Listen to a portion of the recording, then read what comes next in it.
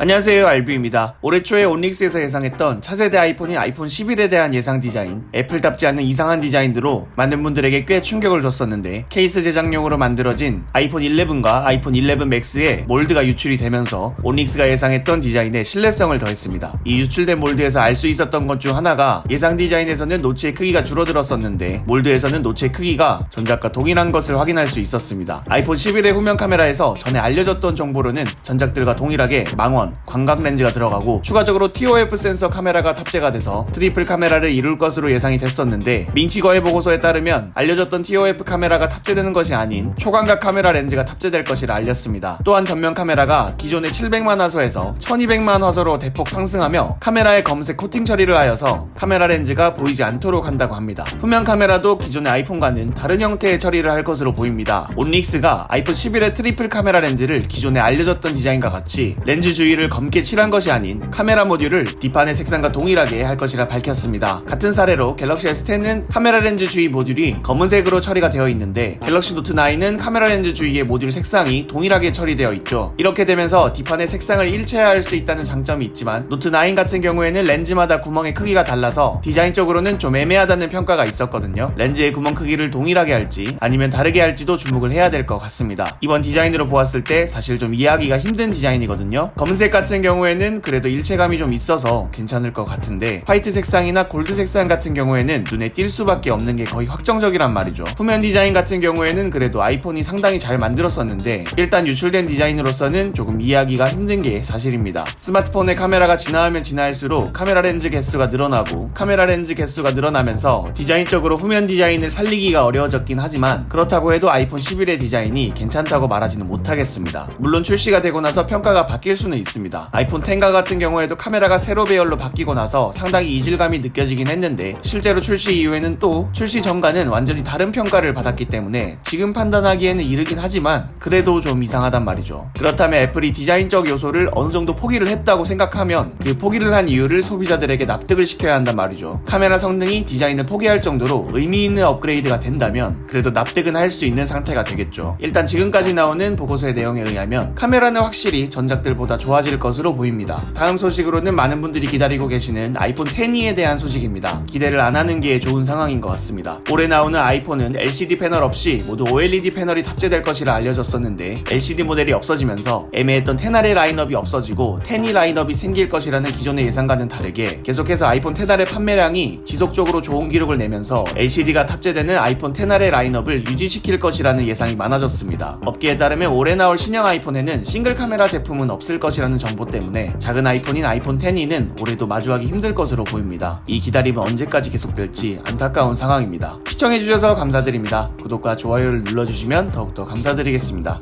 지금까지 알비였습니다. 감사합니다.